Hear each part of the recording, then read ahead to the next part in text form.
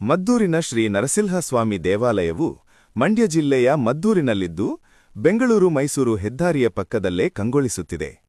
ದ್ವಾಪರಾಯುಗದಲ್ಲಿ ಅರ್ಜುನನ ಅಪೇಕ್ಷೆಯಂತೆ ಬ್ರಹ್ಮದೇವನ ಮುಖಾಂತರ ಪ್ರತಿಷ್ಠಾಪನೆಗೊಂಡಿದೆ ಎಂದು ನಂಬಲಾದ ಈ ಕ್ಷೇತ್ರವು ಅತೀವ ಪವಿತ್ರವಾದುದು.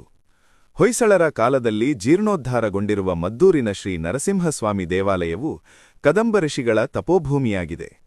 ಇಲ್ಲಿನ ಮುಖ್ಯ ಆಕರ್ಷಣೆ ಎಂದರೆ 8 ಕೈಗಳು ಮತ್ತು 3 ಕಣ್ಣುಗಳನ್ನು ಹೊಂದಿರುವ ಶ್ರೀ ಉಗ್ರ ನರಸಿಂಹಸ್ವಾಮಿಯ ವಿಗ್ರಹ.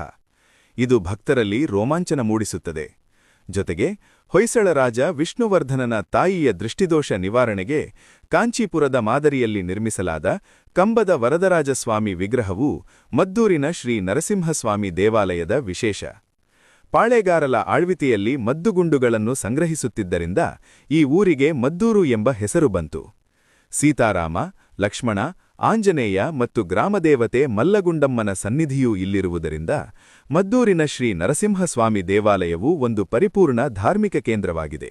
ನಾರಾಯಣ ನಿನ್ನ ನಾಮದ ಸ್ಮರಣೆಯ ಸಾರಾಮೃತವು ಎನ್ನ ನಾಲಿಗೆಗೆ ಬರಲಿ.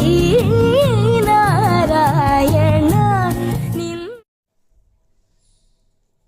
ಉಗ್ರ ನರಸಿಂಹಸ್ವಾಮಿಯವರು ತೊಡೆಯ ಮೇಲೆ ಹಿರಣ್ಯಕಶಿಪು ರಾಕ್ಷಸನ್ನು ಮಲಗಿಸಿಕೊಂಡು ಸಂಹಾರ ಮಾಡ್ತಾ ಇದ್ದಾರೆ.